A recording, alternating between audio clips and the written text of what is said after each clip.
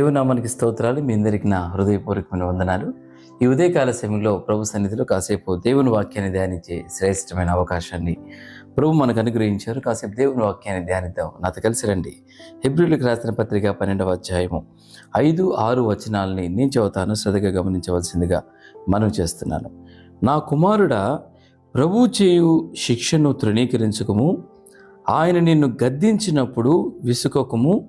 ప్రభు తాను ప్రేమించు వానిని శిక్షించి తాను స్వీకరించు ప్రతి కుమారుని దండించును అని కుమారులతో సంభాషించినట్లు మీతో సంభాషించు ఆయన హెచ్చరికను మరచితిరి.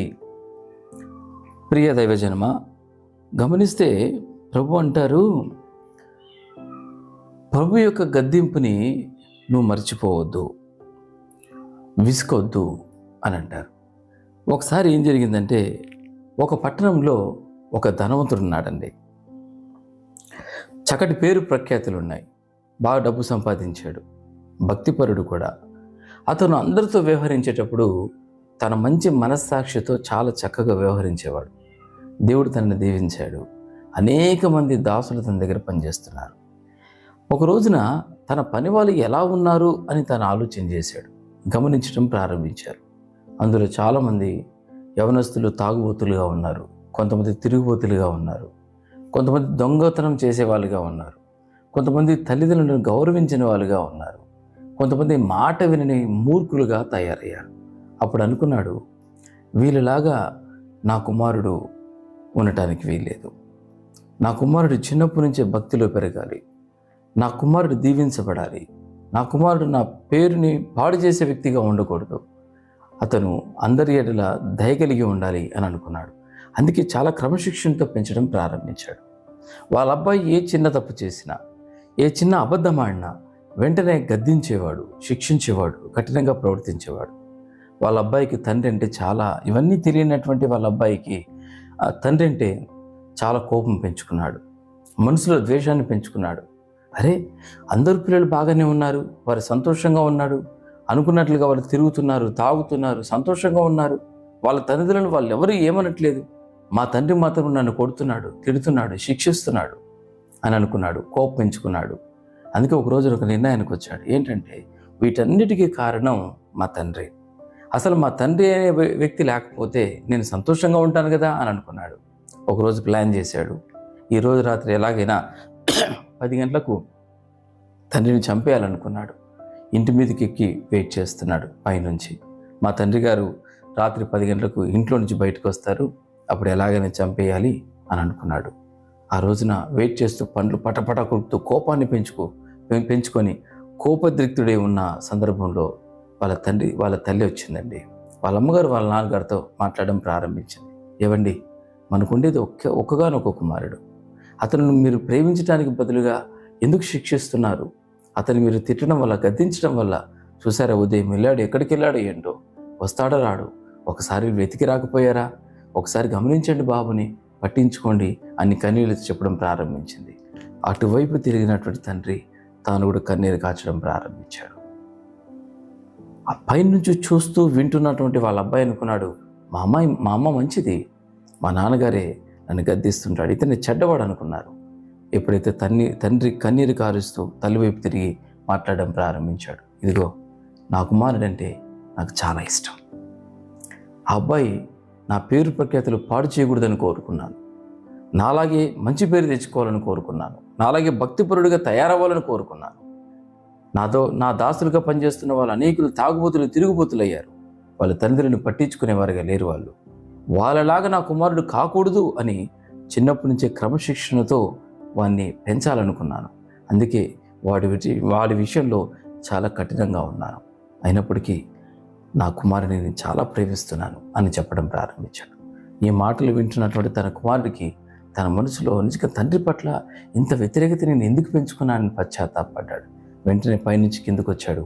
వాళ్ళ తండ్రి కాళ్ళ మీద పడి వేడుకోవడం ప్రారంభించాడు. నాన్నగారు, నాకు తెలియక మిమ్మల్ని ద్వేషించాను, మీ యొక్క గద్దింపును తప్పుగా అర్థం చేసుకున్నాను, నన్ను క్షమించండి. ఇక మీదట నన్ను నేను మీ చేతికి సంపూర్ణంగా అప్పగించుకుంటున్నాను, మీ గద్దింపుకు లోపడతాను, మీరు చెప్పినట్టుగా వింటాను అని చెప్పి తనని చక్కగా కౌగిలించుకోవడం ప్రారంభించాడు. ఎస్, దేవుని వాక్యాన్ని వింటున్న ప్రియ దేవుని బిడ్డలారా, ఈలాగనే దేవుని వాక్యం కూడా చెబుతుంది. ఏమనంటే, నా కుమారుడా, ప్రభువు చేయు శిక్షను తృణీకరించకము, ఆయన నిన్ను గద్దించినప్పుడు విసుకకము. ప్రభువు తాను ప్రేమించు వానిని శిక్షించి తాను స్వీకరించు ప్రతి కుమారుని దండించును. చూసారా, వాక్యం చెబుతుంది ఇక్కడ. ఏమనంటే, ప్రియ దైవజన్మ గమనించండి, ప్రభు అంటున్నాడు గద్దింపుకు విసుకొద్దు అని అంటాడు.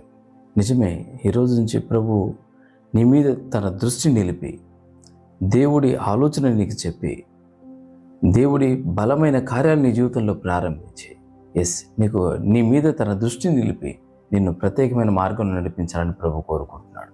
దేవుడి ప్రణాళిక ఏమిటంటే, నీవు దేవుడి పరిపూర్ణతలోకి రావాలని. దేవుడికి లోబడితే సంపూర్ణంగా నీ జీవితంలో దేవుడి ప్రణాళిక నెరవేర్చబడుతుంది అని వాక్యం చెబుతుంది. నిజమేనండి. ఒకసారి ఆలోచన చేద్దాం. అసలు గద్దింపు ఎక్కడి నుంచి వస్తుంది? ఎలా తెలుస్తుంది మనకి గద్దింపు అంటే 3 విషయాలు. ఒకటి, మన మనస్సాక్షి ద్వారా. వాక్యాన్ని వింటున్న ప్రియ దేవుని బిడ్డలారా, యోహాను సువార్త 8వ అధ్యాయం 9వ వచనంలో గమనిస్తే, వారా మాట విని అన్న మాట ఒకటి రాయబడి ఉంటుంది.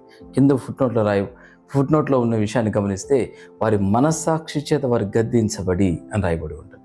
నిజమేనండి, మన మనస్సాక్షి చేత మనకు గద్దింపు వస్తుంది. ఎప్పుడు వస్తుందంటే, ఎప్పుడైతే మనం దేవునికి వ్యతిరేకమైన మార్గంలో తిరుగుతామో, ఎప్పుడైతే దేవునికి వ్యతిరేకమైన విషయాలకి మనం అవకాశం ఇస్తామో, ఎప్పుడైతే ఆత్మీయత కాని విషయాలకు మన జీవితాన్ని, పాపపు విషయాలు, తప్పైన విషయాల్లో మనం పాలుభాగస్థులం అవుతుంటామో, అప్పుడు పరిశుద్ధాత్మ దేవుడు చేసే పని ఏమిటంటే మన మనస్సాక్షిని ప్రేరేపిస్తారు.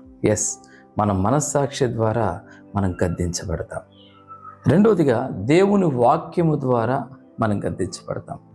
ప్రియ దేవుని బిడ్డలారా, గమనిస్తే తిమోతికి రాసిన 2వ పత్రిక 3వ అధ్యాయము 16, 17 వచనాలు గమనిస్తే, దైవావేశం వలన కలిగిన ప్రతి లేఖనము ఉపదేశించుటకును, ఖండించుటకును, తప్పు దిద్దుటకును, నీతి యందు శిక్ష చేయుటకును ప్రయోజనకరమై ఉన్నది. అందుకేనండి, వాక్యం ద్వారా మనం గద్దించబడతాం. ఎప్పుడైతే వాక్యాన్ని చదువుతుంటామో, వాక్యాన్ని వింటుంటామో, అప్పుడు మన పొరపాట్లు మనకు అర్థమవుతాయి, మన బలహీనతలు మనకు అర్థమవుతాయి, మన అవిధేయత మనకు అర్థమవుతుంది. ఎక్కడ దేవుని మార్గం తప్పిపోయామో ఆ విషయాలు మనకు అర్థమవుతాయి. అదొక గద్దింపు.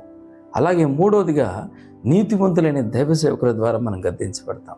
వాక్యం చెబుతుంది. గమనించండి, కీర్తనల గ్రంథము 141వ అధ్యాయము 5వ వచనంలో గమనిస్తే, నీతివంతులు నన్ను కొట్టుట నాకు ఉపకారము, వారు నన్ను గద్దించుట నాకు తైలాభిషేకము అని రాయబడి ఉంది. నిజమే, ఒకసారి ఆలోచన చేద్దామా? దైవ సేవకులు మన పొరపాట్లకు చేస్తున్నప్పుడు, మన ఆత్మీయ తల్లిదండ్రులు మన జీవితంలో పొరపాట్లను గమనించి కొన్ని సందర్భాలలో గద్దిస్తారు.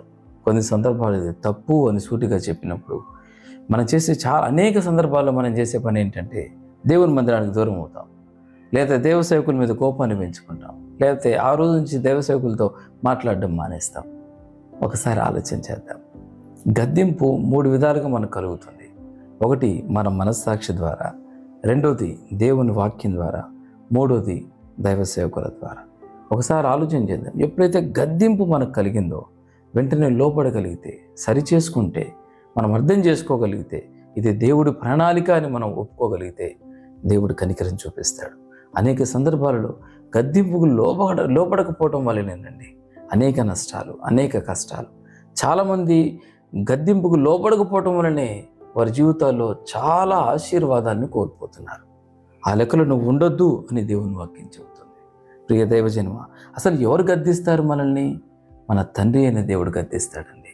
ఎందుకు గద్దిస్తాడు? ఆయన మనల్ని ప్రేమిస్తున్నాడు కాబట్టి. వాక్యాన్ని చూద్దాం. ఒకసారి ఆలోచన చేస్తే, సామెతల గ్రంథము 3వ అధ్యాయము 12వ వచనం, తండ్రి తనకు ఇష్టుడైన కుమారుని గద్దించే రీతిగా యెహోవా తాను ప్రేమించు వారిని గద్దించును. నిజమేనండి, వాక్యం చెబుతుంది. తండ్రికి ఏ కుమారుడైతే బాగా ఇష్టమో ఆ వ్యక్తి పట్ల చాలా కేరింగ్ ఉంటుందండి. ఆ వ్యక్తి పొరపాటు చేస్తున్నప్పుడు, ఆ వ్యక్తి మార్గం తప్పిపోతున్నప్పుడు గద్దించడం ప్రారంభిస్తారు. అలాగే మన తండ్రి అయిన దేవుడు కూడా మనల్ని అధికంగా ప్రేమిస్తున్నాడు కాబట్టి, మన పరలోకపు తండ్రి మనల్ని ప్రేమిస్తున్నాడు కాబట్టి నన్ను గద్దించడానికి ఇష్టపడుతున్నాడు. వాక్యం చెబుతుంది, గద్దింపునకు విసుకొద్దు అని. వాక్యాన్ని వింటున్న ప్రియ దేవుని బిడ్డలారా, అసలు గద్దింపుకు లోబడితే వచ్చే ఆశీర్వాదాలు ఏంటో తెలుసా నీకు? గద్దింపుకు లోబడితే వచ్చే ఆశీర్వాదాలు ఏంటో తెలిస్తే మనకు చాలా సందర్భాల్లో దేవునికి తప్పనిసరిగా లోబడతాం. ఆ ఆశీర్వాదాలు తిరిగిపోవటం వల్లనే మన జీవితంలో గద్దింపుని విసుక్కుంటూ ఉంటాం. నాతో కలిసి రండి, కొన్ని ఆశీర్వాదాలు నేను మీకు చూపిస్తాను. సామెతల గ్రంథము 1వ అధ్యాయం 23వ వచనం, నా గద్దింపు విని తిరుగుడి, ఆలకించుడి, నా ఆత్మను మీ మీద కుమ్మరించుదును. చూసారా, వాక్యం చూపుతుంది గద్దింపుకు లోబడితే మనకు కలిగే మొదటి ఆశీర్వాదం ఏమిటంటే దేవుని ఆత్మాభిషేకాన్ని మన మీద కుమ్మరించబడుతుంది. నిజమేనండి, మీ ఆత్మీయ జీవితంలో ఇవన్నీ ఒక్కొక్కటి ఒక మెట్లు. మారు మనసు పొందటం, బ్యాప్టిజం పొందటం, తర్వాత పరిశుద్ధాత్మాభిషేకాన్ని పొందటం, ప్రభు యొక్క పరిపూర్ణతలోకి రావటం. చూసారా, కాబట్టి దేవునికి లోబడుతూ ఉంటే దేవుని ఆత్మ నీ మీదికి బహుబలంగా దిగి వస్తుంది. ఒకసారి ఆలోచన చేయండి, దేవుని ఆత్మతో నువ్వు నింపబడితే you will be the special person. నువ్వు ప్రత్యేకమైన వ్యక్తివిగా ఉంటావు. దేవుని బహుబలం నీ మీద పనిచేయటం ప్రారంభిస్తుంది. దేవుడు బలమైన హస్తం నిన్ను వాడుకోవటం ప్రారంభిస్తుంది. నిజమే, దేవుడు నీ మనోనేత్రాలు వెలిగిస్తాడు. ఆత్మదేవుడు నీ హృదయాన్ని తెరుస్తాడు. ప్రతి విషయాన్ని వివేచించే అనుభవంలోకి వస్తావు. వాక్యం చెబుతుంది గద్దింపుకు లోబడితే అభిషేకాన్ని పొందుకుంటావు. రెండవది, సామెతల గ్రంథం 13వ అధ్యాయం 18వ వచనం గమనిస్తే, శిక్షను ఉపేక్షించు వానికి అవమాన దారిద్రతలు ప్రాప్తించును, గద్దింపును లక్ష్య పెట్టువాడు ఘనత నొందును అని రాయబడి ఉంది. రెండవ ఆశీర్వాదం ఏమిటంటే ఘనత లభిస్తుందండి, హెచ్చింపు లభిస్తుంది, ఆశీర్వాదం లభిస్తుంది. వాక్యాన్ని వింటున్న ప్రియ దేవుని బిడ్డలారా, సహజంగా ఈ లోకంలో మనం ఏ పని చేసినా ఘనత కోరుకుంటాం. అయితే ఇక్కడ సులువైన చక్కటి సీక్రెట్ చెప్తున్నాడు. నువ్వు ఘనత పొందాలంటే, హెచ్చింపబడాలంటే నువ్వు చేయవలసిన పని ఏమిటంటే నువ్వు దేవుని గద్దింపుకు లోబడడం అలవాటు చేసుకోవాలి. మూడో విషయం, గద్దింపుకు లోబడితే కలిగే ఆశీర్వాదం. మూడో విషయం, సామెతల గ్రంథం 15వ అధ్యాయం 5వ వచనం, మూఢుడు తన తండ్రి చేయు శిక్షను తిరస్కరించును, గద్దింపునకు లోబడివాడు బుద్ధిమంతుడగును. చూసారా, గద్దింపుకు లోబడితే ఏమవుతుందంటే బుద్ధిమంతులమయ్యే అనుభవంలోకి వస్తాం. 4వ ఆశీర్వాదం, సామెతల గ్రంథం 15వ అధ్యాయం 32వ వచనం, శిక్షను నొల్లని తన ప్రాణమును తృణీకరించును, గద్దింపును విలువాడు వివేకియగును అని రాయబడి ఉంది. 4వ ఆశీర్వాదం, వివేకంలోకి వస్తామండి. చాలా విషయాలు అవివేకంగా మన నిర్ణయాలు తీసుకుంటాం, అవివేకంగా మాట్లాడతాం, అవివేకంగా ప్రవర్తిస్తాం. దానివల్ల ఎంత నష్టపోతుంటాం. అయితే గద్దింపుకు లోబడితే వాక్యం చెబుతుంది నువ్వు వివేకం అవుతావు, ఇక నీకు నష్టం కలగదు, దేవుడి చేత దీవించబడతావు. 5వ ఆశీర్వాదం, సామెతల గ్రంథం 29వ అధ్యాయం 15వ వచనం, బెత్తమును గద్దింపును జ్ఞానము కలుగజేయును. చూసారా, 5వ ఆశీర్వాదం ఏమిటంటే నీకు జ్ఞానం వస్తుంది. ఈ రోజున వాక్యం కూడా చెబుతుంది, మీలో ఎవరికి జ్ఞానం కుదగనట్లా దేవుణ్ణి అడగవలను, దేవుడు నీకు అనుగ్రహించబడుతుంది. ఎస్, జ్ఞానం నీకు వస్తుంది. సులువైన మార్గం, దేవుని మాటకు లోబడదాం. దేవుని గద్దింపును తృణీకరించకుండా, విసుకోకుండా దేవుడి చేతికి అప్పగించుకుందాం. దేవుడు దీవిస్తాడు. ప్రియ దైవజనమ, గద్దింపుకు లోబడితే వచ్చే 5 ఆశీర్వాదాలు. 1, ఆత్మాభిషేకాన్ని పొందుకుంటావు. 2వది ఘనత పొందుతావు. 3వది బుద్ధిమంతుడు అవుతావు. 4వది వివేకివి అవుతావు. 5వది జ్ఞానం వస్తుంది. చూసారా, సహజంగా ఈ ఆశీర్వాదాల ఎరుగకే చాలామంది దేవుని యొక్క గద్దింపుకు లోబడట్లేదు. కానీ ఒకసారి లోబడటం ప్రారంభిస్తే ఈ ఆశీర్వాదాలన్నీ ప్రభునికి ఇవ్వాలని కోరుకుంటున్నారు. ప్రియ దైవజనమ, ఒకసారి ఆలోచన చేద్దాం. గద్దింపు లోపడకపోతే ఏం కలుగుతుందో వచ్చే నష్టాలు కూడా నేను చెప్తాను. నాతో కలిసి రండి. సామెతల గ్రంథం 12వ అధ్యాయం 1వ వచనం, శిక్షను ప్రేమించేవాడు జ్ఞానమును ప్రేమించేవాడు, గద్దింపును అసహించుకునేవాడు పశుప్రాయుడులుగా ఉంటారండి. ఎవరైతే గద్దింపుకు లోబడరో, దేవుని గద్దింపును తృణీకరిస్తారో వాళ్ళందరూ పశుప్రాయులయ్యే అనుభవంలోకి వస్తారు. మూర్ఖులండి, కొంతమందిని గమనిస్తుంటాం. కొంతమందిని మనం తిడుతుంటాం, కోపం వచ్చేసి పశువు అని అంటాం, మూర్ఖంగా ప్రవర్తిస్తున్నాం అని అంటాం. కారణం ఏమిటంటే గద్దింపుకు లోపడకపోవటం వల్ల పశుప్రాయుడయ్యే ప్రమాదం ఉంది. జాగ్రత్త. 2వది, సామెతల గ్రంథం 10వ అధ్యాయం 17వ వచనం, ఉపదేశమును అంగీకరించి వాడు జీవ మార్గంలో ఉన్నాడు, గద్దింపునకు లోబడిన వాడు త్రోవ తప్పును. 2వ నష్టం ఏంటంటే త్రోవ తప్పిపోతావు. ఎప్పుడైతే దేవుని గద్దింపు నీకు అర్థం కాదో, ఎప్పుడైతే గద్దింపుకు లోబడవో దేవుని మార్గం నుంచి సులువుగా తప్పిపోతావు. సాతాను మార్గంలోకి వెళ్ళిపోతావు, దేవుడి చేతి నుంచి పక్కకి వెళ్ళిపోతావు. చాలామంది యవనస్తుల జీవితాలు, పెద్దవాళ్ళ జీవితాలు మన కళ్ళ ముందు చూస్తున్నాం. ప్రభు ప్రారంభంలో చక్కగా ప్రభు నమ్ముకుంటారు, చక్కగా ప్రార్థనకు వస్తారు, చక్కగా వాక్యం చదువుతుంటారు. ఏమవుతుందో తెలియదు, మధ్యలో మార్గం తప్పిపోతారు. విడిచి వచ్చిన అలవాట్లను, విడిచి వచ్చిన ఆచార సాంప్రదాయాల్ని, విడిచి వచ్చిన పాపాన్ని మరలా వాళ్ళ జీవితానికి అప్పగించుకుంటారు, పొరపాట్లు చేస్తారు. వాక్యం చెబుతుంది, గద్దింపు లోబడకపోతే నువ్వు త్రోవ తప్పిపోతావు, జాగ్రత్త. ఈ నష్టం ఉంది. మూడవ నష్టం ఏమిటంటే సామెతల గ్రంథం 15వ అధ్యాయం 10వ వచనం, మార్గం విడిచిన వానికి కఠిన శిక్ష కలుగును, గద్దింపు ద్వేషించువారు మరణము నొందుదురు. కొంతమందిని గమనిస్తాం మనం, కొంతమంది అకాల మరణాలు సంభవిస్తాయి. కారణం ఏమిటి అంటే గద్దింపుకు లోబడకపోవటం వల్ల. కొన్ని సందర్భాల్లో ఎన్నిసార్లు ప్రభు చెప్పినా వినకపోతే, ఎన్నిసార్లు గద్దించిన దేవుని మాటకు లోబడకపోతే, గద్దింపును అంగీకరించకపోతే మరణం నొందుతారు, జాగ్రత్త. వాక్యం చెబుతుంది, నా మాటలు కావివి, దేవుని మాటలు. 4వ విషయం సామెతల గ్రంథం 29వ అధ్యాయం 1వ వచనం, ఎన్నిసార్లు గద్దించినను లోబడిన వాడు మరి తిరుగు లేకుండా హఠాత్తుగా నాశనం అవుతాడు. చూసారా? 4వ నష్టం ఏమిటంటే హఠాత్తుగా నాశనం అయిపోతారండి. కొంతమంది కనపడినంతకాలం బాగానే ఉంటారు, వెలిగినంతకాలం బాగానే ఉంటారు, పుడుక్కుమని ఆరిపోతారు, నాశనానికి అప్పగించబడతారు. ఈ కోవలో మనం ఉండొద్దని దేవుని వాక్యం హెచ్చరిస్తుంది. 5వ నష్టం ఏమిటంటే సామెతల గ్రంథం 5వ అధ్యాయం 11 నుంచి 14 దాకా మనం చదువుకుంటే, తుదకు నీ మాంసమును నీ శరీరమును క్షీణించినప్పుడు అయ్యో ఉపదేశము నేనెట్లు త్రోసివేసితిని, నా హృదయం గద్దింపునెట్లు తృణీకరించెను, నా బోధకుల మాట నేను వినకపోతిని, నా ఉపదేశకులకు నేను చెవియొగ్గలేదు, నేను సమాజ సంఘముల మధ్య నుండినను ప్రతి విధమైన దౌష్ట్యమునకు లోబడుటకు కొంచెమే ఎడమాయను అని నీవు చెప్పుకొనుచు మూలుగుచునుందువు. చూసారా? వాక్యం చెబుతుంది ఇక్కడ ఏంటంటే గద్దింపు లోపడిపోతే 5వ నష్టం ఏంటంటే మాంసము శరీరము క్షీణిస్తాయి, ఆరోగ్యం పాడైపోతుందండి. ఏంటి దీనికి కనెక్షన్ ఏంటి? ఆరోగ్యం ఇచ్చేది దేవుడే, నీ జీవితాన్ని ఇచ్చింది దేవుడే, నీకు క్షేమాన్ని ఇచ్చేది దేవుడే. ఎప్పుడైతే దేవుని గద్దింపుకు నువ్వు లోపడవో వాక్యం చెబుతుంది మాంసము శరీరము క్షీణిస్తాయండి, ఆరోగ్యం పాడైపోతుంది. ఈ రోజున ఎంతమందిని మనం గమనించట్లేదు, ఆరోగ్యాన్ని పాడు చేసుకొని రోగాల్ని తెచ్చుకొని దేవుని మార్గం తప్పిపోయి నాశనం అయిపోయి తుదకు త్రోవ తప్పిపోయి మరణం వరకు అప్పగించబడి పశుప్రాయుడికి ఉండే అనుభవాలు. ఈ అనుభవాలు వద్దు అని వాక్యం చెబుతుంది. ఈ రోజున మనకు క్షేమం కలిగినట్లుగా దేవుని గద్దింపుకు లోబడదాం, దేవుడు కృప చూపిస్తాడు. ప్రియ దైవజనమ, ఈ రోజు నుంచైనా దేవుని యొక్క గద్దింపుకు లోబడితే, ప్రభువా మీ చేతికి మమ్మల్ని అప్పగించుకుంటున్నాం, మాకు సహాయం చేయండి, ఇక మీట మీ ప్రతి గద్దింపుకు నేను లోపడతాను, నాకు సహాయం చేయండి అని ప్రభుకు అప్పగించుకుంటే శ్రేష్టమైన కనికరం, ఆయన కృప మన మీదకి వస్తుంది.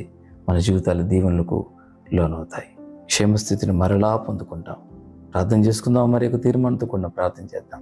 తలలు వంచండి, ప్రార్థన చేద్దాం. దయగలిగిన తండ్రి, ప్రేమ కలిగిన ప్రభువా, మీకు వందనాలు చెల్లిస్తున్నాను. అయ్యా మీరు గద్దిస్తున్నప్పుడు లోబడాలి అని, విసుకొద్దు అని మీరు మాతో సూటిగా తేటగా అర్థమయ్యేలా మీరు మాతో మాట్లాడారు.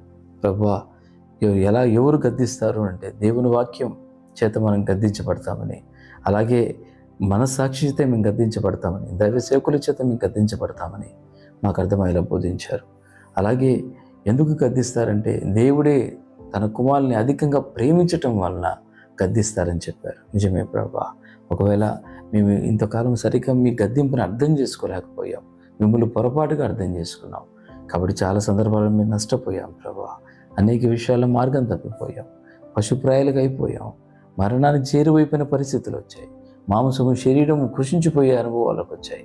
ప్రభు ఇవన్నీ తప్పించుకొనున్నట్లుగా అయ్యా గద్దింపుకు లోబడితే వచ్చి ఆశీర్వాదాలు పొందేలా మాకు సహాయం చేయమని ప్రార్థిస్తూ, అలాగే ఈ రోజున వాక్యాన్ని విని ఎవరైతే లోబడుతున్నారో, తీర్మానం తీసుకుంటున్నారో, వాళ్ళ జీవితాన్ని బహుగా దీవించమని ప్రార్థిస్తూ, నన్ను మమ్మల్ని మీ చేతులకు అప్పగిస్తూ యేసు నామములో అడుగుచున్నాం తండ్రి, ఆమేన్. Praise the lord.